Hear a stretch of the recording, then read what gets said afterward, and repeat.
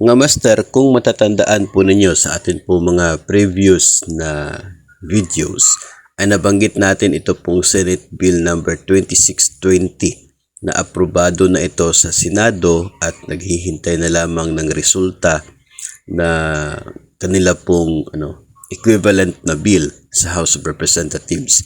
If ever po na magiging batas ang laman ng Senate Bill 2620, ang layunin po nito ay babaan ang PhilHealth contribution. Ang kasalukuyan po kasi na nasa 5% ng basic salary, 2.5 dyan ang manggagaling sa atin. Doon po sa proposal ay magiging 3.25% na lang ang total contribution sa PhilHealth. So ang deduction sa atin ay nasa 1.625% na lang.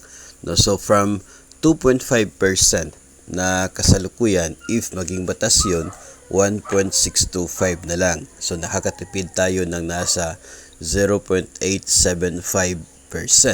ng ating basic salary. So magkano naman kaya ang equivalent nito sa sahod na matitipid po, no? Dadagdag sa net take home pay if ever na maging batas ang Senate bill na atin pong pinag-uusapan. So kung sakali naman po ito ay maging applicable next year, 2025, sa implementation ng second tranche ng atin pong dagdag sahod, no? Yung sahod ng salary grade 11 step 1 ay nasa 30,024 na.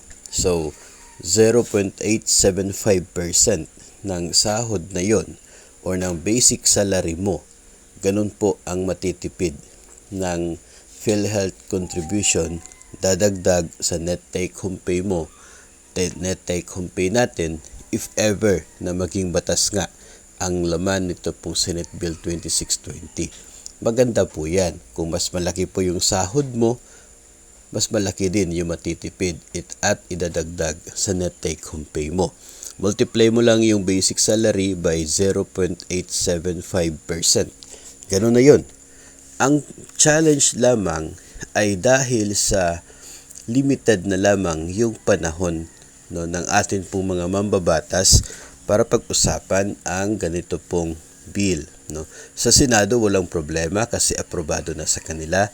Yung ating concern dito ay sa House of Representatives dahil ito pong atin pong bill ay mag-e-expire na rin po siya pagdating po ng end ng 19th Congress. Ibig sabihin by June or kung kailan po magtatapos itong kasalukuyang Kongreso, back to zero na, no, yung mga bills pagdating po ng July sa pagpasok ng mga bago na namang kongresista at mga senador. So yun po yung challenge dito, yung panahon, no, na kinakailangan ng mga kongresista para mag-approve din ng kanilang bersyon related po dito para nang sa ganun ay meron pong maisubmit sa Malacanang at may chance na maging batas at ma-implement, mapapakinabangan ng mga PhilHealth members. So tayo po ay mag-aabang ng anuman pong update tungkol po dito at atin pong ibabahagi sa inyo if ever na mayroon na po magiging magandang balita o kaya ay hindi ganun kagandang balita related po sa proposal na babaan ito pong contribution sa PhilHealth as amendment doon po sa Republic Act 1122.3 or ang Universal Healthcare Act.